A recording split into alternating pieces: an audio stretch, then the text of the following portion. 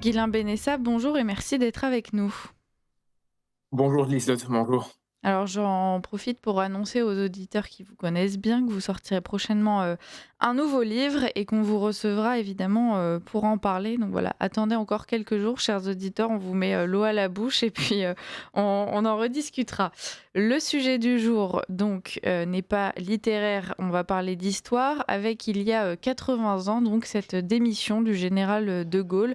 Quelle leçon Macron devrait-il en tirer? C'est ce qu'on va essayer de, de- de- de creuser aujourd'hui avec vous, Guilain Benessa. Peut-être avant de faire le parallèle avec la situation actuelle, pourriez-vous nous rappeler ce qu'il s'est passé donc en janvier 46 quand le général de Gaulle choisit de quitter ses fonctions? En fait, alors il y aurait tellement de parallèles à faire, on le fera après. Techniquement, le général de Gaulle, en 46, il a une posture assez, j'allais dire une posture gaullienne. Vous voyez, Mhm. c'est que magnifique pléonasme pour entamer. C'est-à-dire que de Gaulle, au sortir de la Seconde Guerre mondiale, il a évidemment toute la charge qu'il souhaite avoir d'ailleurs de reconstruire la France post-guerre et se pose la question de savoir avec qui, comment, pourquoi, dans quelles conditions. C'est-à-dire, il y a tout à faire.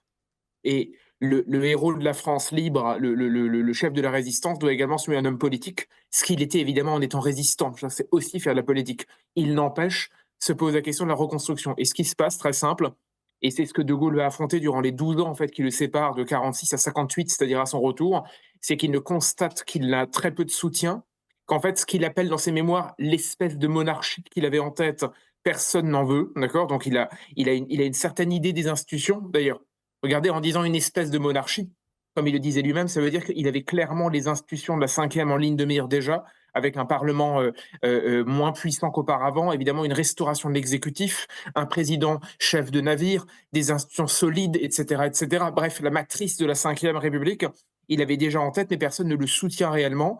Il est déjà seul face à la meute. La meute, qu'est-ce qu'il souhaite? Le retour à la quatrième, en quelque sorte, c'est-à-dire à la troisième, pardon, donc ce qu'on aura avec la quatrième à partir de 46. Et donc, seul face à la meute, il est contraint de démissionner parce qu'il estime que le moment n'est pas venu puisqu'il n'a pas de soutien naturel.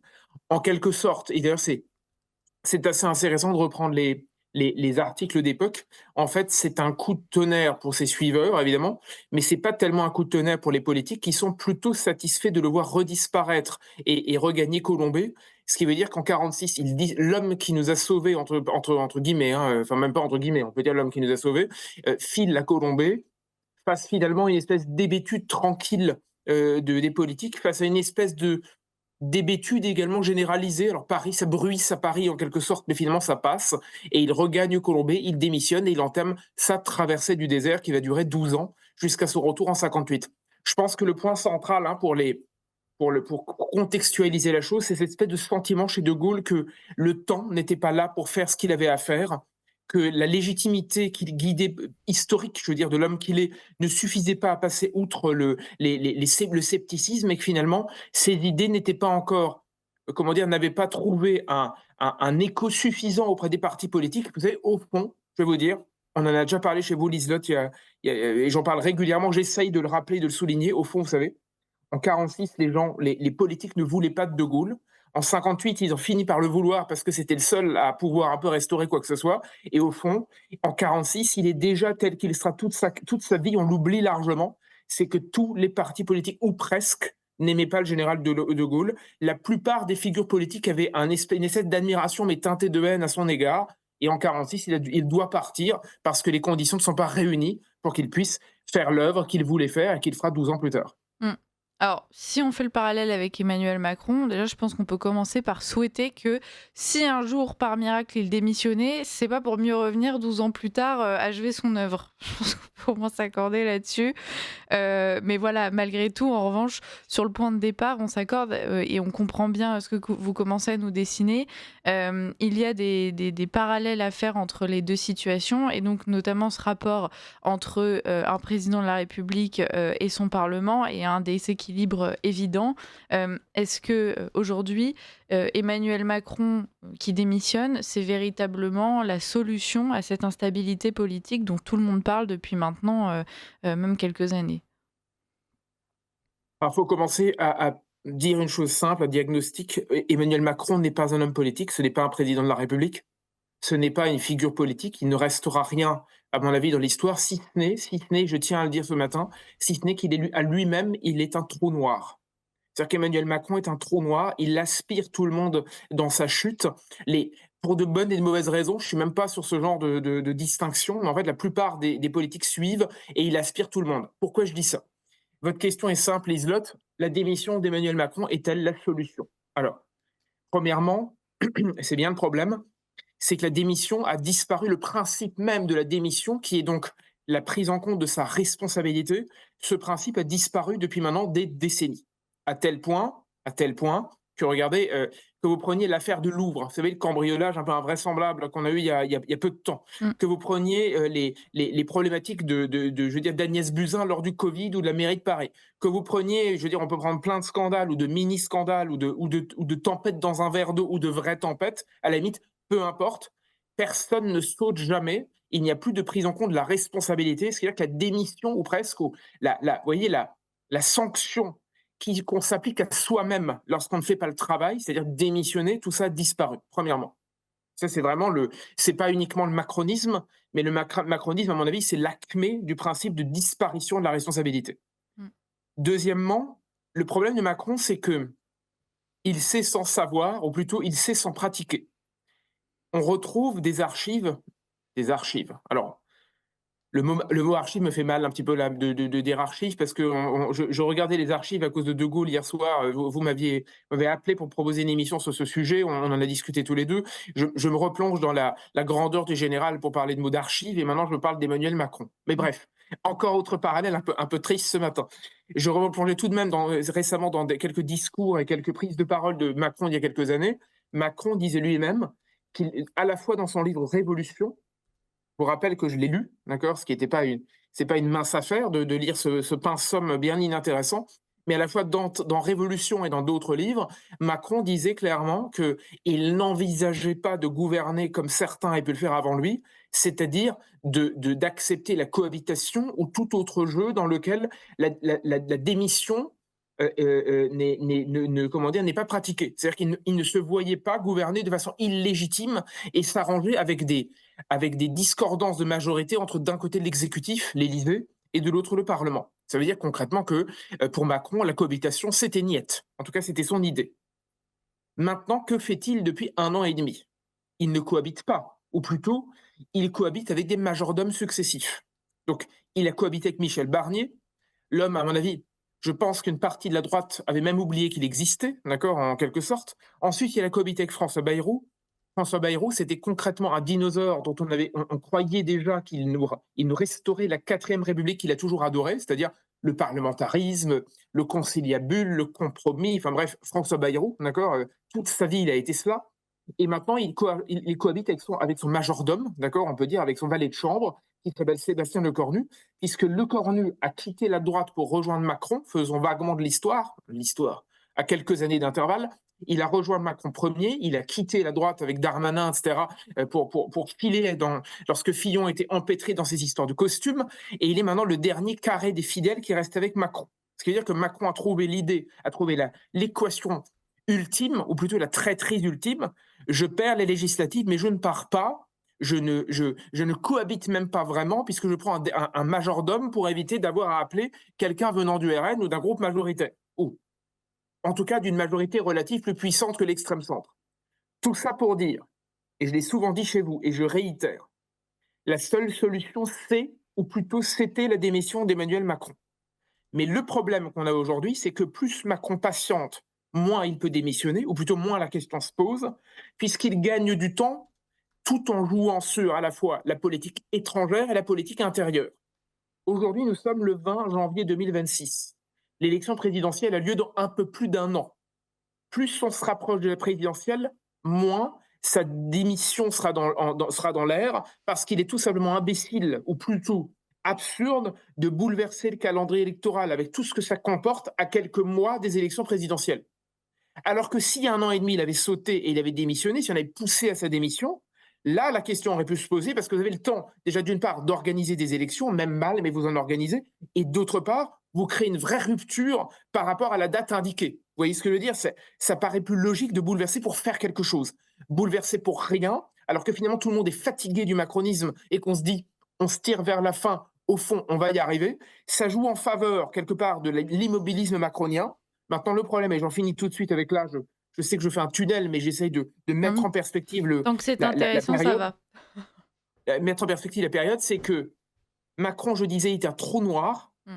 et il est un vrai trou noir. D'ailleurs, je pense que son regard froid, ses méthodes machiavéliques, sa façon de jouer avec tout et avec tout le monde, son espèce d'inhumanité profonde, je pense que c'est un homme inhumain. Je pense vraiment que je commence à me poser littéralement des questions, moi, réellement sur plus que la personne, mais la santé mentale du président de la République. Je pense que dans ce cas de figure, nous avons un homme qui n'a aucun problème, d'une part, à raconter tout entre hier et le lendemain, c'est tout et son contraire, maintenant on a compris, mais d'autre part, plus diaboliquement, à entraîner le système avec lui dans sa chute, plutôt qu'à savoir comment endiguer sa fin. Ça veut dire qu'à la limite, si crépuscule il y a, la question que se pose Macron, à mon avis, ce n'est pas éviter le crépuscule, c'est déjà qu'on y est, autant que tout meurt avec moi. Au fond, je ne suis pas le seul à le dire, il a un attrait pour les ruines, mais ça se voit aujourd'hui, d'où son incapacité à comprendre que la démission dont il sait très bien que ça aurait dû être la solution, il la remplace par n'importe quoi.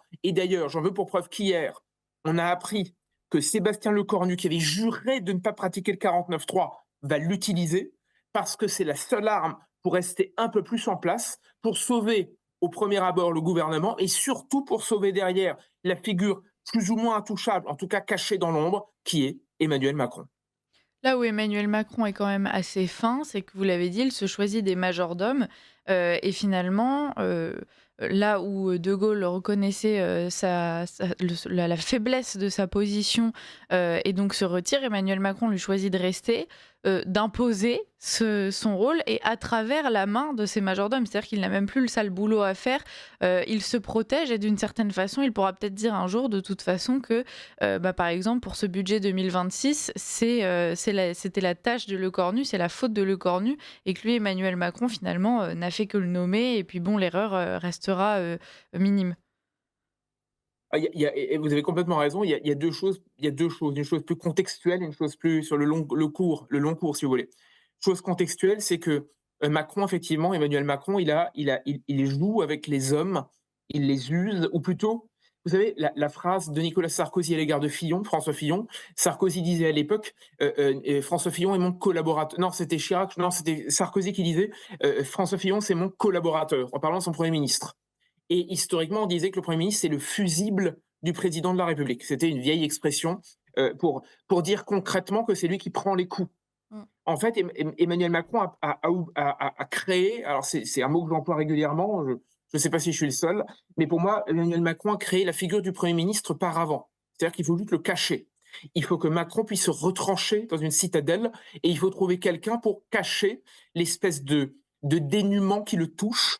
Et le problème est simple, c'est que parfois, ou plutôt au début, vous trouvez des gens avec un petit peu d'épaisseur parce qu'il en reste encore, et plus vous êtes seul, moins vous trouvez de gens à votre service, puisque forcément tout se paupérise, comment dire, le paysage se vide. Aujourd'hui, je sais que Bruno Retailleau est resté le plus longtemps possible au gouvernement. À mon avis, c'était une très mauvaise tactique, mais bon, admettons, je ne suis pas dans le, je suis pas le Jiminy Cricket de Bruno Retailleau, mais je pense que il y a un problème là d'épuisement des paravents. Donc, il nous a inventé le cornu. Maintenant, pour sauver le cornu, ou plutôt sauver sa face à Macron, le cornu lui-même doit bouffer son chapeau en jurant d'adorer ce qu'il a juré de détruire hier, c'est-à-dire le 49.3, en tout cas de ne pas utiliser. Donc, tout est bon pour gagner du temps. Maintenant, par-delà la figure du Premier ministre. Et là, je pense qu'on aura l'occasion d'en reparler prochainement à la sortie de mon nouveau bouquin. C'est pas du tout le centre de gravité du livre, mais j'en parle un petit peu. Je pense qu'Emmanuel Macron, plus lourdement, il est le visage tout peint et rajeuni d'un monde qui a 50 ans d'âge, qui s'appelle le monde de la tyrannie réglementaire, si je puis dire. C'est-à-dire que lorsque vous avez créé un monde dans lequel plus personne ne pense légitimité, mais légalité, c'est-à-dire que tout le monde pense que ce qui est logique dans le monde, c'est que juridiquement, ça tienne. Et c'est vrai que techniquement, Emmanuel Macron utilise les institutions, il les contorsionne, il les détourne, il s'arrange avec, il trouve des hommes à son service, tout ça d'accord, mais il se dit, bah, formellement, dans la Constitution, rien ne m'oblige de démissionner. Et d'ailleurs, on me l'a souvent fait remarquer, on m'a dit: «Tu racontes n'importe quoi, la démission n'est pas nécessaire, elle n'est pas inscrite dans le texte». Mais le problème n'est pas là. Le problème, c'est qu'Emmanuel Macron, mais comme tous les autres, et là, je pourrais prendre dans l'escarcelle une femme comme Ursula von der Leyen à la tête de la Commission européenne, mais également comme tout un fatras et tout un stock de gens que nous avons, on va dire, plus ou moins sur la scène politique intérieure ou européenne. Tous ces gens se retranchent derrière la légalité pour empêcher de penser le mot qui fâche, qui est le mot de légitimité. Et je pense qu'en fait, Macron, comme tous les autres, comme toute cette clique ou cette espèce de petite mafia en fait qui s'est constituée par jeu de cliquets successifs, ils ont détruit la légitimité pour faire croire que derrière les juges ou les paravents ou les méthodes constitutionnelles ou quoi que ce soit, ils étaient retranchés et au chaud parce qu'au fond, ils se foutent de savoir si légitimes ils sont, oui ou non. Or, je fais le lien avec le général de Gaulle et avec le sujet, la comparaison du jour, la question centrale du général de Gaulle, qu'il a habité en 46, comme en 58 et comme en 69, puisqu'il redémissionnera au lendemain d'un référendum perdu. De Gaulle pose la question de la légitimité, c'est-à-dire il se demande si oui ou non ses idées sont suivies par le peuple français. Son peuple est-il ou non avec lui? Première question. Et deuxièmement, il se demande si l'écosystème politique étant au diapason, en quelque sorte, d'un moment qui pourrait le pousser au pouvoir, en tout cas qui pourrait porter ses idées. C'est comme ça que ça fonctionne. Ce qui veut dire que d'abord et avant tout, le peuple, et en petit conciliabule derrière, à la limite, les partis. Aujourd'hui, c'est exactement l'inverse. C'est avant tout, la seule question qui pose, c'est est-ce que le parti me suit? Ces médiocres petits partis et leur tambouille politique partisane. Deuxièmement, est-ce que les juges, quelque part, est-ce que le gouvernement des juges risque ou non de me faire sauter? Manifestement, le gouvernement des juges aime beaucoup Macron, puisque malgré Mmh. toutes ces affaires, personne n'a jamais vraiment vu d'être allé voir dans les affaires McKinsey, dans tout le reste, qui à mon avis mériterait qu'on aille un petit peu nettoyer les écuries d'Augias. Or, ce qu'on reproche chez Bardella et Oren, on ne peut pas franchement dire que le travail soit fait du côté de l'extrême centre de la part des juges. Et troisièmement, Macron jure depuis 8 ans qu'il fera un référendum. Macron jure depuis 8 ans qu'il va prendre en compte le pouls populaire, en quelque sorte. Macron nous invente maintenant des dissolutions pour une grande clarification, c'était son terme. Et au bout de tout ça, il ne démissionne pas, il reste en place et il occulte complètement qu'il est le président le plus illégitime de la Ve République. Ça veut dire que tous les maîtres mots qui sont à la fois la philosophie de nos institutions, la façon dont a fonctionné la démocratie et plus lourdement le code génétique de la Ve République, tout ça a été balancé par les hommes qui n'ont les institutions à la bouche que pour mieux les faire sauter, les corrompre et au bout détruire la France. La différence, je pense vraiment, c'est qu'avant Macron, c'était parfois fait par mégarde, par légèreté, par tactique opportune. Désormais, avec Macron, c'est fait minutieusement, avec une espèce de crépuscule organisé. Je pense qu'il détruit la France en toute connaissance de cause. Je pense qu'il s'en fiche dans le meilleur des cas, mais qu'il s'en réjouit peut-être même dans le pire des cas. Mmh. Sur cette, légitimité, d'Emmanuel Macron, vous nous parlez des petits partis, et autres, et c'est vrai qu'il faut faire la distinction entre, les partis et le peuple, mais on peut répondre avec, une fausse naïveté: «Oui, mais en même temps, ces partis-là, ils représentent aussi, le peuple» et ce sont des partis qui sont prêts à jouer ce jeu, d'Emmanuel Macron. Le Parti socialiste, les Républicains qui, expliquent, qu'après ce budget Le Cornu, bah, finalement, ils ont toutes les raisons du monde, qui viendront excuser le fait qu'ils ne censurent pas.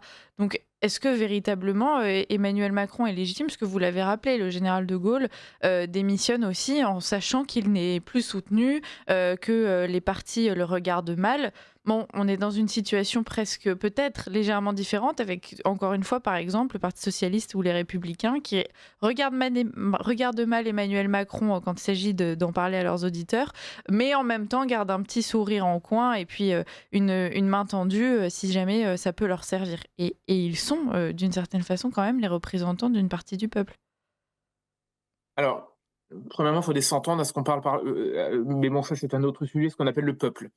Est-ce que le PS ou LR représente le peuple? Absolument plus. Alors là, je pèse mes mots, mais alors pour des raisons un peu différentes. Le PS, parce que vous savez, mais ça maintenant tout le monde le sait, qu'ils ont fait cette espèce de mutation en recherche d'un électorat d'immigrés qui soit un électorat en réalité de substitution du prolétariat populaire, je veux dire classique. Donc le PS a modifié totalement sa structure depuis longtemps. C'était la fameuse note de Terra Nova dont on parle régulièrement sur la substitution de l'électorat et du ciblage en quelque sorte de l'électorat PS, premièrement. Sur les LR, alors là, vous savez, c'est une tristesse, je trouve, infinie. Moi, personnellement, hein, vous savez, on disait à l'époque, faisons encore un peu d'histoire un peu plus récente, dans les années 90, à la grande époque où en 93, le RPR fait un raz-de-marée aux législatives, on considérait à l'époque que le RPR est un parti populaire, d'accord, qui a les militants, et que son allié à l'époque, l'UDF, hein, d'accord, le parti centriste de l'UDF de François Bayrou, déjà là à l'époque, hein, Bayrou, c'est une très vieille histoire, que l'UDF, c'est les notables, mais pas de militants. Vous voyez, en gros, ça veut dire quoi? La bourgeoisie était au centre, d'accord? La bourgeoisie, les notables, l'électorat populaire, le peuple était au RPR. Ou c'est aussi la grande phrase du RPR, grande génération plus ancienne, le RPR, c'est le métro. Vous voyez? Ben ça, c'est terminé depuis longtemps. Regardez le RPR aujourd'hui, c'est un parti bourgeois. Alors, je ne dis pas ça négativement, en plus, ça, c'est juste une sociologie électorale. Le RPR reste l'UMP, aujourd'hui, les Républicains, d'accord, pardon, les Républicains sont un parti qui a exclusivement des élus. Alors, il a encore des élus locaux, hein, c'est vrai. Il a encore un enracinement local parce qu'il en profite du fait de son histoire et de son ancrage territorial. Mais en réalité, le Parti populaire à droite, même s'il n'est pas vraiment à droite parce qu'il se prétend national, or la droite, c'est le Rassemblement national, qui est un parti populaire. J'en veux pour preuve d'ailleurs, quand vous regardez les militants du RN, ils ressemblent bien plus au métro que les militants des Républicains. D'accord? Je veux pas maintenant, je vais faire la stigmatisation un peu rapide, mais je pense que vous trouvez moins de RN ou de militants RN, je veux dire, à la Baule, dans la petite maison secondaire qui fait bien, ou bien, je veux dire, dans certains bastions bien nommés, et je n'ai rien contre ces bastions. Ne venez pas me dire, Liselotte, que je tape sur la bourgeoisie patriote de droite, c'est pas forcément ce que je fais, d'ailleurs, du tout. Il n'empêche, le peuple n'est plus aux Républicains, plus vraiment. Alors, certains rêvent de le faire revenir, pourquoi pas, d'accord? Moi, je pense profondément que s'ils tendent la main à Emmanuel Macron d'une manière ou d'une autre, c'est parce qu'ils savent très bien qu'ils font partie de l'extrême centre, que c'est juste une question de temps qu'ils soient totalement avalés par la Macronie, que certains hésitent à franchir le cap parce qu'ils se voient encore un avenir politique, je pense à Retailleau notamment, au LR, mais qu'en fait, tout ça est joué, d'accord? C'était joué depuis longtemps, Macron les a attirés vers lui, l'extrême centre s'est constitué. Mais à mon avis, ça veut dire quoi? Faisons un tout petit peu de sociologie à gros traits. Jérôme Fourquet écrit dans son bouquin, à mon avis très justement, non, c'est dans Le Traître et le Néant, pardon, que Davé et l'homme disent à un moment, Gérard Davé, Fabrice Lhomme, je crois, j'ai oublié leur Oui, nom, leurs prénoms respectifs, je dans Le vérifie, mais il me Traître et le semble bien Néant, que c'est ça. je crois que c'est ça, écrivent dans Le Traître et le Néant que Emmanuel Macron a été élu sur un calcul, c'est choper les fameux 20%. 20%, c'est quoi? C'est la bourgeoisie mondialisée, c'est les gens qui ont le pognon, qui habitent en centre-ville, parce qu'évidemment, il se fout de la France périphérique ou périurbaine, parce qu'il ne la connaît pas, il ne l'a jamais vue ou il n'a pas envie de la voir, ça ne l'intéresse pas, mais comme toute une partie de l'extrême centre. Donc, au fond, il fait un calcul. Je chope les villes en partie, j'arriverai à avoir un socle suffisant pour passer. D'accord? À coup ensuite je te joue un jour au radeau sur glane pour expliquer que le RN, c'est que Marine Le Pen est la fille cachée de Joseph Goebbels. Le lendemain, pour nous expliquer que Jean-Luc Mélenchon, c'est je sais pas moi, le terroriste en puissance qui va nous faire sauter la France dans les décennies à venir, etc., etc. Je dis ça pourquoi? Parce que ça veut dire qu'en réalité, ce qui reste chez Macron aujourd'hui, si déjà il avait un socle, on va dire, de 20%, vous voyez qu'il est tombé récemment à 11-12% dans les sondages d'opinion favorable. À mon avis, ce socle de 20 est en train de fondre comme neige au soleil. Ça veut dire il restera les restes des 20% qui étaient déjà un ciblage et un calcul réduit volontairement parce que c'est un jeu électoral fondé sur l'argent. Si vous avez de l'argent, que vous habitez en ville, votez pour moi, je vous parle à vous. Et tout le reste de la France, on s'en fout, ils suivront plus ou moins par le biais des petites alliances et des arrangements. Ça veut dire qu'en face, on a en fait deux France qui s'affrontent. On a d'un côté, et là, comme ça, on a un peuple qui bascule totalement du côté du RN sur l'échiquier politique, qui est le peuple de Marine, c'est-à-dire le petit peuple de la France périphérique et de la France périurbaine, dont Jérôme Fourquet parle extrêmement bien, qui a reconnu depuis longtemps qu'en fait, ils se trouvent là dans leur maison, qu'on le veuille ou non, c'est ainsi.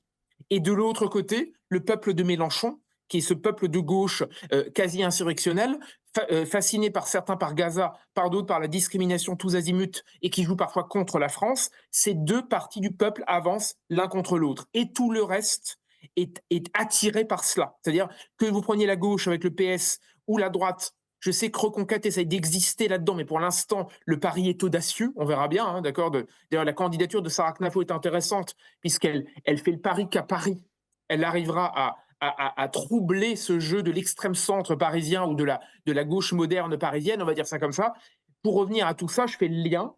Ça veut dire que le problème de fond, c'est que vu que chacun parle à un cheptel électoral, plus personne ne se pose la question de la légitimité, c'est-à-dire ce qui fait nation et ce qui fait sens par-delà les couloirs. Mmh. Par-delà les couloirs. Or, De Gaulle ne parle pas à des gens ciblés. De Gaulle ne choisit pas uniquement un cheptel. De Gaulle ne fait pas des médiocres petits calculs électoraux. De Gaulle dit ce qui fait sens chez les partis ne fait pas sens chez les Français, ce qui veut dire que je me fous des partis, je m'adresse aux Français. Bon, bien, il avait une légitimité en plus particulière. Aujourd'hui, l'immense majorité des partis font exactement le contraire, hormis certains qui essayent de s'en écarter. Et qu'est-ce qui se passe?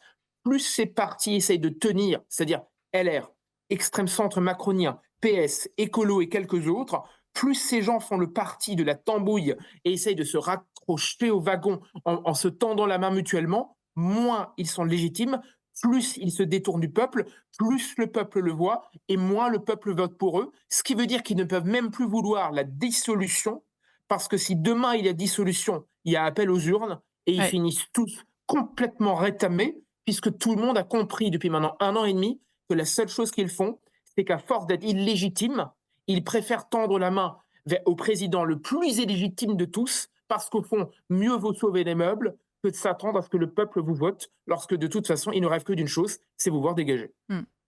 Merci Guilain Benessa, on reste avec vous jusqu'à 8h15, on fait une pause avec la chronique de Richard de 16 et puis on terminera cette discussion avec lui. À tout de suite.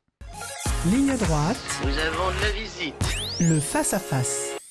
Bon, Guilain Benessa, on terminait avec vous à nouveau sur cette question de la légitimité d'Emmanuel Macron et effectivement quand le général de Gaulle a démissionné, c'était aussi, vous nous l'avez dit, avec cette vision qu'il avait déjà pour la France et dans les années à venir et donc retrouver un pouvoir qui serait plus légitime. Donc j'aimerais bien vous demander comment faire et si demain on se débarrassait d'Emmanuel Macron, à quoi ça pourrait aboutir.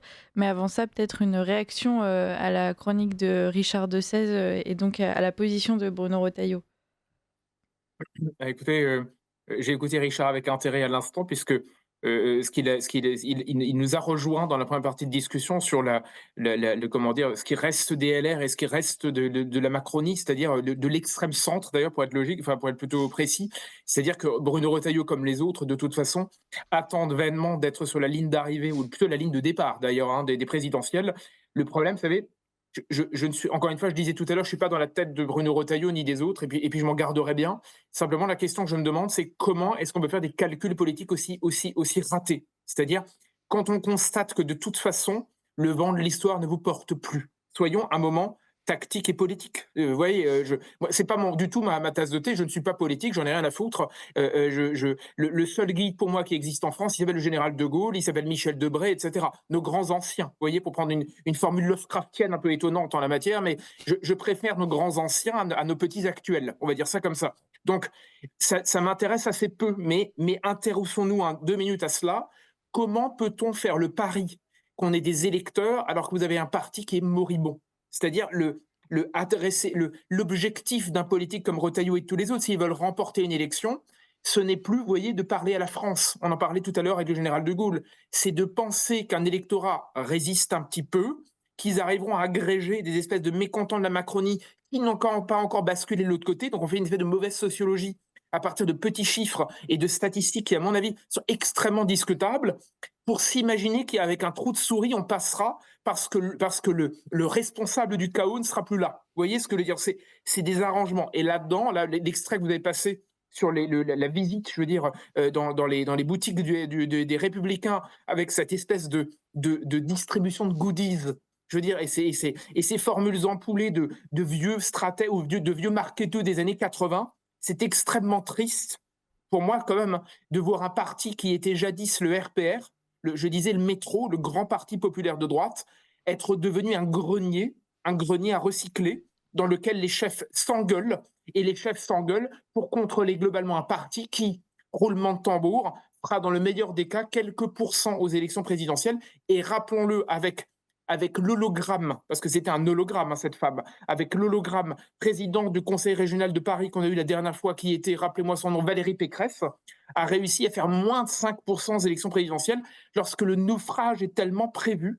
Je me demande encore pourquoi on monte dans le Titanic pour attendre, plutôt que de parier de façon politique sur une recomposition du paysage qui est déjà tellement là que je me demande même ce qu'ils attendent pour faire partie de cette recomposition. Il y a quelque chose chez moi de...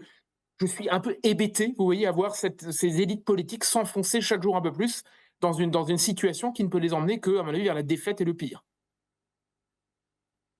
Eh ben, pas mieux, hein.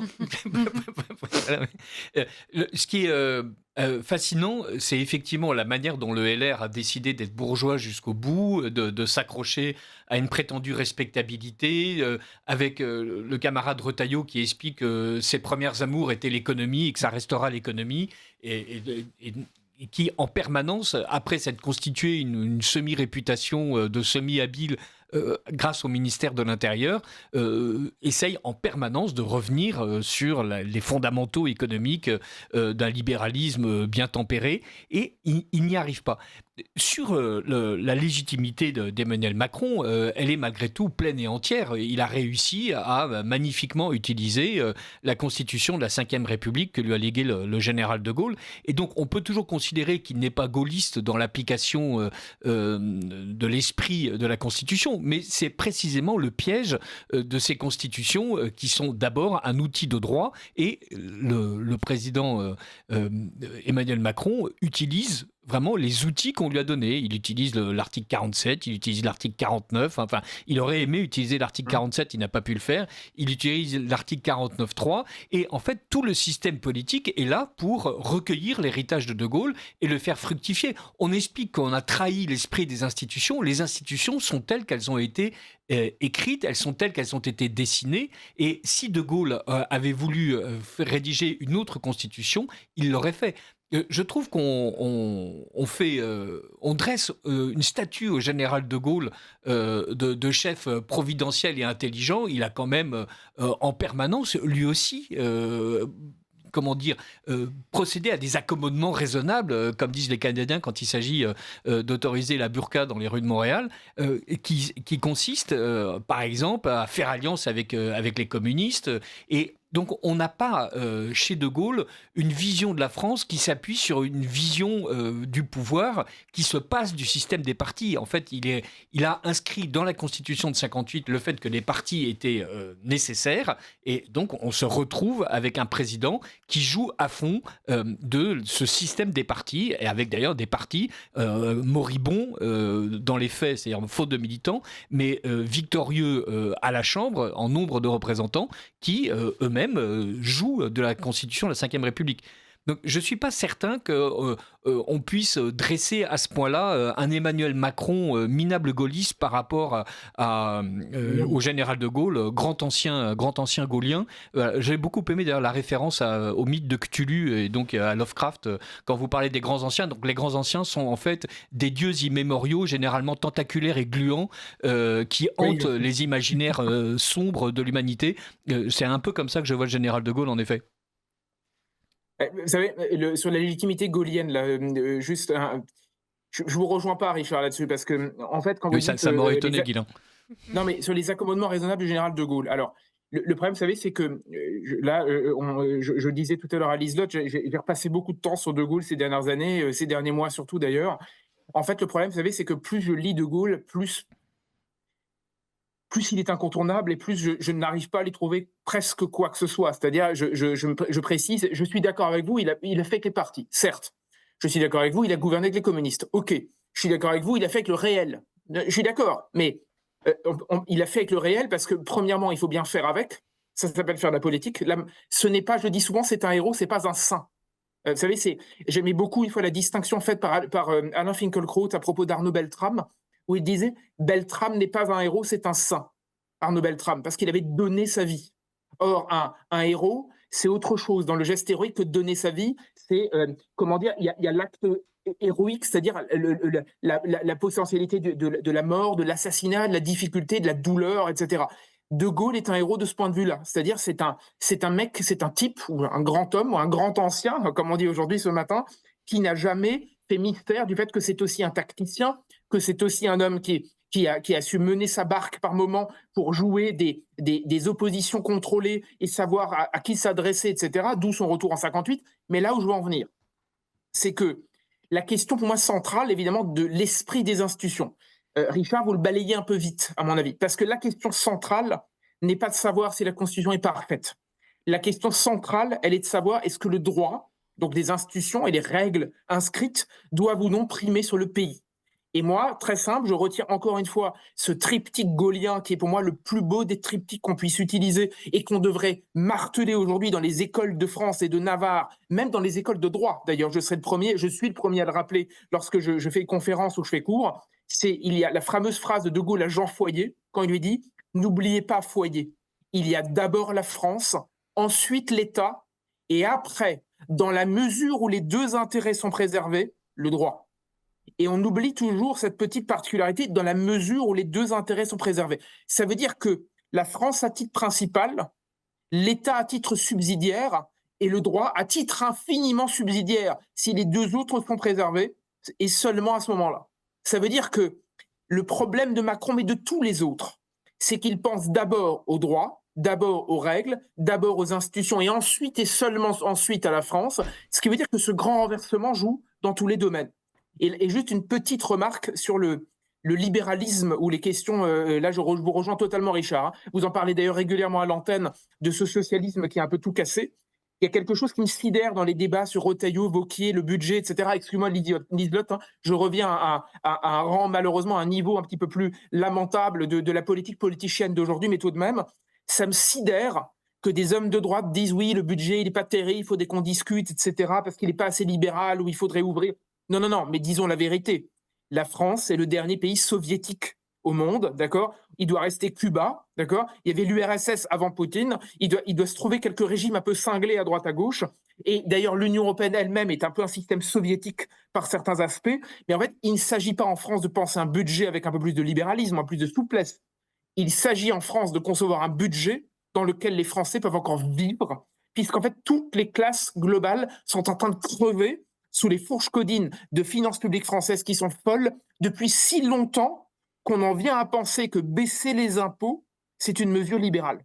Ça veut dire que là aussi, le renversement a été fait. On en vient à croire qu'il suffirait d'un peu d'alléger un peu tout cela pour que la France devienne, sous prétexte d'allègement, un pays libéral. C'est de la folie qui a été conçue dans un modèle qui est un modèle soviétique, qui était, alors certains me disent c'est l'étatisme colbertiste français qui est aussi fautif, peut-être, mais je pense surtout que c'est le soviétisme qui guide la main, en fait, par laquelle les hommes tiennent le pouvoir. Je rappelle que De Gaulle est parti sur un référendum sur la participation, où il voulait justement reprendre complètement d'équerre toute la participation au sens large, économique, politique, institutionnelle, et que précisément depuis 1969, on n'a rien fait d'autre que de rajouter des verrous, que de rajouter des impôts, que de rajouter des institutions vérolées, alors même qu'en 1969, De Gaulle voulait justement simplifier, alléger et repenser le système. Alors effectivement, De Gaulle voulait repenser le système. La manière dont De Gaulle l'a repensé est hélas fonction d'un pays qui avait perdu le sens de la France. Et De Gaulle, à mon sens, a contribué en fait à faire perdre le sens de la France à ce pays. D'une part avec sa phrase sans doute apocryphe, mais vraisemblable étant donné les faits, laissons la culture à la gauche, voilà, qui a réussi à faire en sorte que le combat gramscien mené par la gauche aboutisse à la victoire de François Mitterrand en 1981. Et par ailleurs, avec la manière dont sa certaine idée de la France, pour reprendre ces mots, l'a conduit aussi à, par exemple, brader l'Algérie et à faire en sorte, en fait, qu'il installe dans l'esprit des Français que c'était une grandeur technologique, et donc on s'est enivré du Concorde et du plan calcul, mais pas une grandeur territoriale, et on sent que De Gaulle était fondamentalement un métropolitain, et c'est ça qui a, à mon sens, instillé dans l'esprit des Français le fait qu'ils étaient véritablement moment une puissance moyenne et même une petite puissance, et que après tout, une fois qu'on s'est réfugié dans la petitesse, puisque De Gaulle était grand par sa taille, De Gaulle était grand par le destin qu'il entendait assumer, mais De Gaulle entendait assumer seul ce destin et il entendait reléguer les autres dans une exécution et non pas dans une participation. Voilà. Mais c'est un sentiment et évidemment, ce n'est pas une démonstration politique. Non, j'entends. Vous savez, évidemment, je suis plus rétif à votre argumentation, Richard, vous en doutez, parce que je pense plutôt, je pense plutôt qu'en 69, on s'est arrêté de grandir. C'est-à-dire qu'en 69, on est venu dans le royaume des petits hommes. On est entré dans le temps. D'ailleurs, c'est caricatural quand vous le prenez ainsi, mais tout de même, regardez qui succède au général de Gaulle à l'Élysée. C'est toujours frappant de le rappeler. Oui, on a évidemment Georges Pompidou, mais vous savez, et je ne veux pas perdre les auditeurs ce matin, mais tout de même, on a 2 intérims successifs en 69 et en 74 qui sont exercés, 2 intérims, hein, à cause du départ de Gaulle puis de la mort de Pompidou, par Alain Poher. Alain Poher, c'est le principe, et je pèse En mes deux mots. mots, Guylain Bénessa, si En 2 possible. mots, le principe d'Alain Poher, pour moi, et je pèse mes mots, c'est le traître suprême. Pourquoi? Mais vraiment le traître suprême. C'est le centriste qui, dans l'ombre des politiques, alors qu'il n'a jamais été élu, qu'il fait un intérim, ça veut dire qu'il a juste à gérer les affaires courantes dans l'attente des élections, soumet la France à l'Europe, à la CEDH, au pouvoir des juges, etc. Ça veut dire qu'immédiatement après le départ du général de Gaulle, un petit Macron, 50 ans avant, qui s'appelle Alain Poher, qui est plus ennuyeux, on va dire, dans le style, fait déjà le boulot pour corrompre les institutions. Je finis avec ça, Liselotte, mais ça veut dire qu'on n'attend même pas la suite. Le général à peine sur la touche, on a déjà le pire qui prend la suite. Pourquoi? Parce que quand un grand homme part, et c'est malheureusement les leçons de l'histoire souvent, quand un grand homme part, il est immédiatement trahi par ceux qui le suivent, dans la mesure où tout le monde est gêné par la stature, la grandeur et la philosophie de l'homme, et rêve que d'une chose, c'est de redevenir médiocre, petit et plein de compromissions. Au fond, la médiocrité remplace la grandeur dans une espèce de jeu dialectique qui est à la fois immémorial et, à mon avis, extrêmement triste et à la fois évocateur de ce que Macron va devenir des décennies plus tard, le fossoyeur terminal. On termine cette discussion sur ces mots. Guylain Bénessa, merci beaucoup d'avoir été avec nous ce matin. Dans tous les cas, on vous retrouve très bientôt pour parler de votre dernier livre. On a déjà hâte. Et puis pourquoi pas un jour pour poursuivre cette discussion avec Richard Dessaize. Merci et à très vite.